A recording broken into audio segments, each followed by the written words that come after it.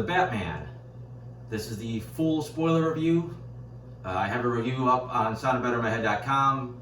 There's really no particular spoilers in there, just the general, what characters are in the movie already from the trailers.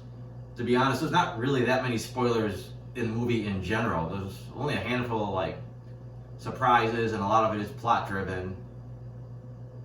It's not like, Superman suddenly shows up and they set up this big, new universe. It's just the basic story that we've seen. Have you seen, the trailers? I end up giving the movie a 4 out of 5.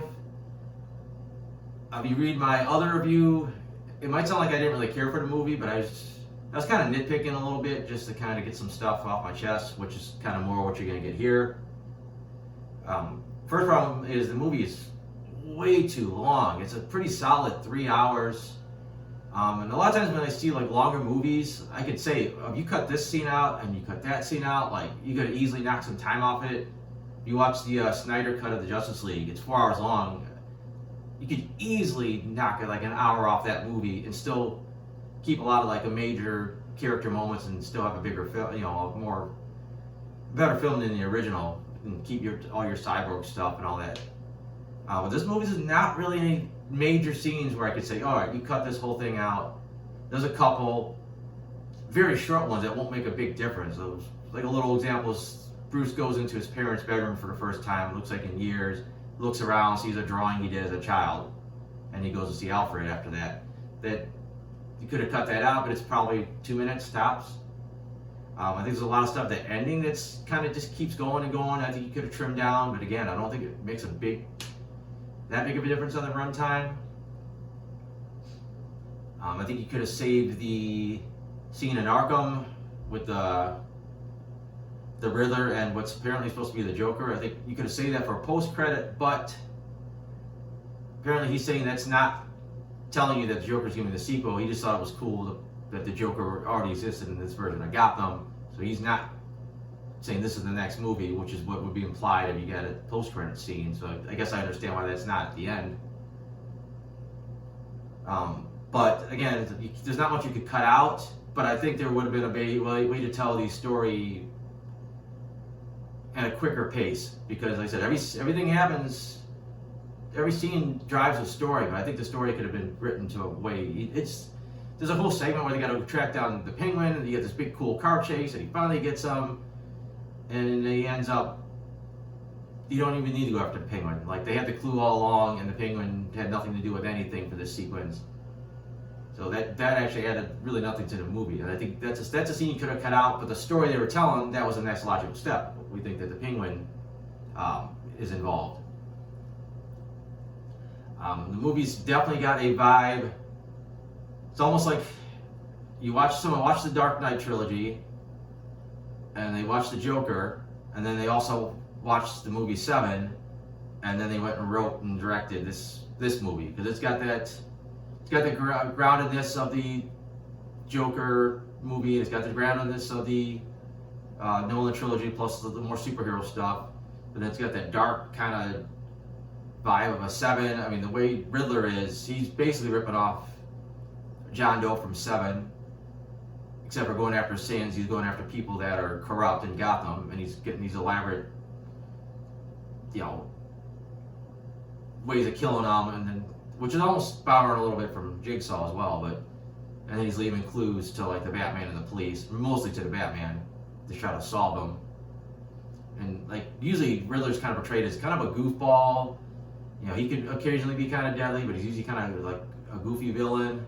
Here, he is a bit of an oddball, but he's just twisted, and he's still kind of got a quirkiness to him, but it's so dark and almost borrows a little bit from how Ledger's Joker could get really dark sometimes.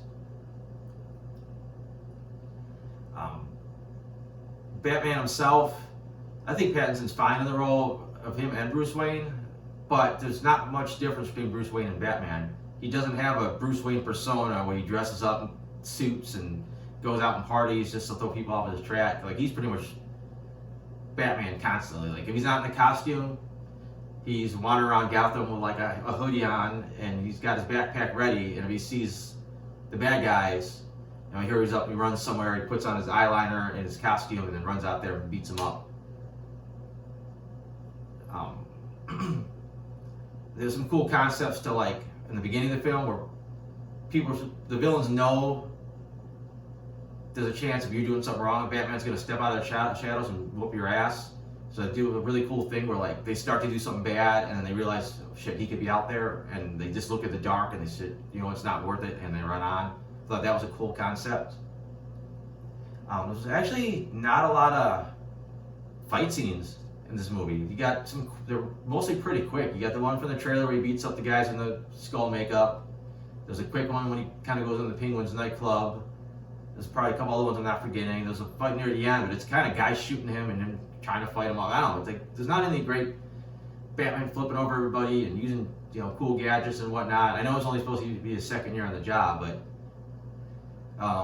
the detective stuff is really what's driving the movie. Him trying to solve these clues, which is fine. I think it, you don't necessarily need Batman whooping everyone's ass every 5 minutes, but Catwoman's okay. She's not like, she's traditionally kind of sort of considered the villain because she's a thief and she ends up falling in with a lot of the bad guys throughout, the series. And you never know where her allegiances truly lie, but she's definitely got a connection to Batman. And here she just, you can tell she's done some thieving, but she's not really so much a criminal from what we see of her, but she does fall in with a bad element.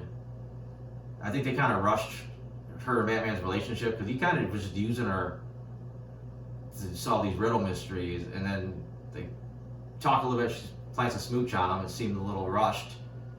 I think the one at the end where she thinks he might have, when he gets shot and he passes out, she gives him the kiss. So that one felt a little more earned at that point in the movie.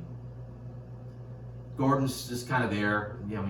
It's weird seeing him working so directly with Batman. Like, a lot of the movies you don't see Batman just kind of hanging out, but you haven't seen Batman just hanging out in the public like this since, like, Adam West series, I think. Like, this version of Batman is just kind of walking around with the cops and hanging out with Gordon, and people he's much more visible. He's not hiding in the shadows as much unless he's, stalking bad guys. But I said, Gordon's fine.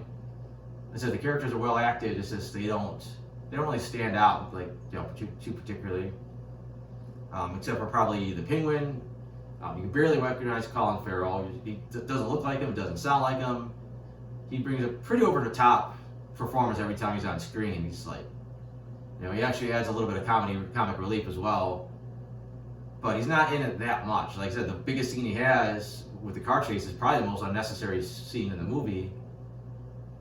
I heard whatever ideas they had for him in the sequel, they decided to give him his own spin-off TV series on HBO Max, so who knows when we're going to see that and where that goes. But again, he's not too much like the traditional, Penguin walking around with the killer umbrellas. He's just more the mob boss persona. And then Alfred's fine. He's also really not in it. They definitely kind of hit to the more badass Alfred we've been getting lately, where he was ex-military and he's helping Bruce solve these like puzzles and the decrypting stuff. And you can tell this guy's was a fighter at some point. But again, he's not in it a lot. They do the fake out where it looked like they were going to kill him, and then they don't. I thought that would be a pretty crazy twist to have Alfred die so early in the Batman origin story. So I'm kind of glad they didn't. The whole Riddler plot is what's driving this movie. Batman solves the riddles almost a little too quick. Like, sometimes it's like he jumps from point A to point B like too fast. Like, really, like, how did you make that jump? And then kind of like Saw, the Riddler's things require like ridiculous timing. Like, it's like you really were able to time it that perfect that Batman was in this place at this time to get to this riddle, or like he just found the map where they were going to put all the explosives, like just as they were exploding. Like, just the timing was ridiculous. And then the fact that he didn't figure out, it was hinted that he figured out he was Bruce Wayne, which made sense for his character, but then they made it sound like he didn't figure out he was Bruce Wayne. He was just mad that he didn't get to kill him, which was kind of weird. It seemed like this guy should have figured it out, unless he just got so into hero worshipping Batman he overlooked it. But now that he doesn't like Batman, maybe he would figure it out. And then another problem with the Riddler, he's never really on screen with anybody. It's him putting these videos up. You see him on his own on the screen, but he never interacts directly with any of the characters until the very end. And then that's about it. And then the ending's this kind of convoluted thing where these Riddler rip-offs are herding everybody in the stadium and they're going to gun them all down. It was a kind of a weird choice for him. He's supposed to be expose the hypocrisy of Gotham, which is what he did, and then he decides the next step is to kill everybody in Gotham. Like, I don't know, I thought that was a weird jump for his character as well, but I don't think I got a ton else to say about the movies. I just kind of wanted to get some stuff off my chest. Like I said, it looked amazing. There was some great shots, some nice camera work, where the camera would flip a certain way. Just kind of brought a little kinetic energy to like some land scenes. But I said, it's just too long. They needed to kind of pick the pace up. It was just kind of slow. It was real moody, and it just needed a little oomph. I could see them taking this to a sequel, and you could kind of tweak this going forward, and I think you have a more solid package if you got a good enough villain. But that's about it. Like I said, I got the non-spoiler version of this up. I have other reviews. I have my comic strip. Those are all on soundbetterinmyhead.com. So thanks for watching.